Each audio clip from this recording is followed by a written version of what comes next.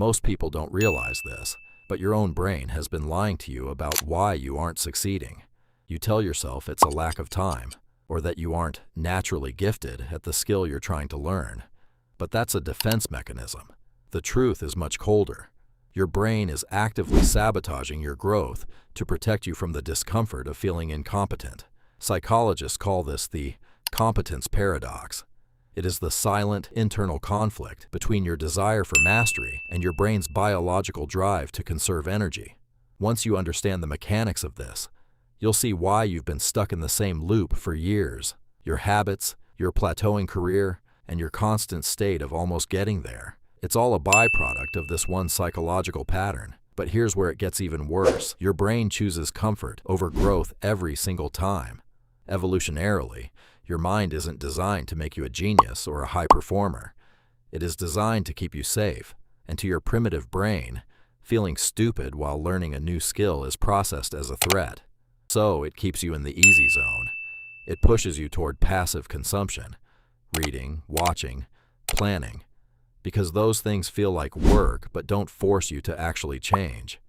If you don't force your brain to rewire, it will default to the path of least resistance until the day you die. And this next part explains exactly why your life hasn't changed, despite all the self-improvement content you consume. This happens because of a cognitive trap known as the illusion of competence. When you watch a tutorial or read a book, you recognize the information. That recognition feels like knowledge. Your brain rewards you with a hit of dopamine, making you feel productive. But recognition is not retrieval. Let's look at two ways this manifests. First, consider the aspiring musician. They spend weeks watching masterclasses, analyzing gear, and curating playlists. They feel like they are learning music. But the moment they sit at the instrument and have to move their fingers in a way that feels awkward and slow, they get frustrated and stop. They confuse the intake of information with the acquisition of skill. Then, consider the student trying to learn a new language.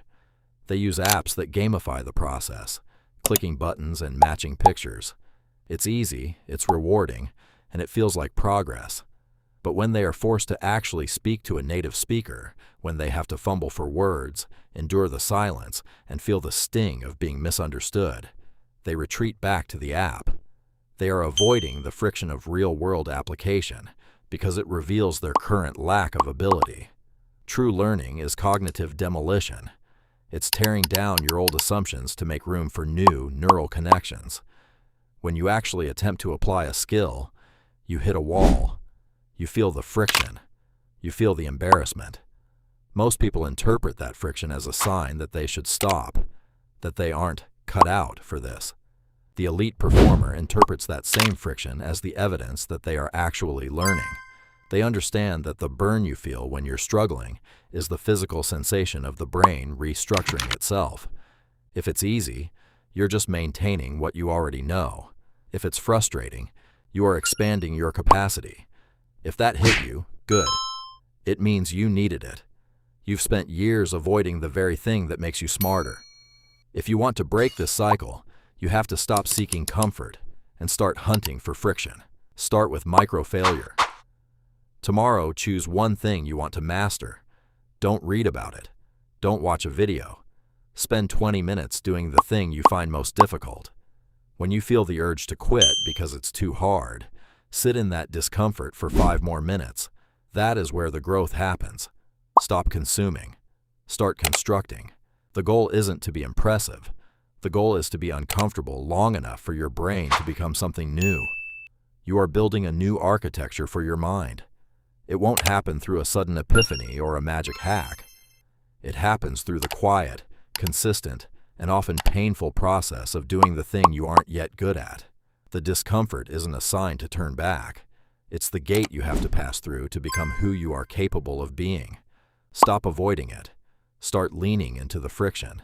That is the only path to mastery.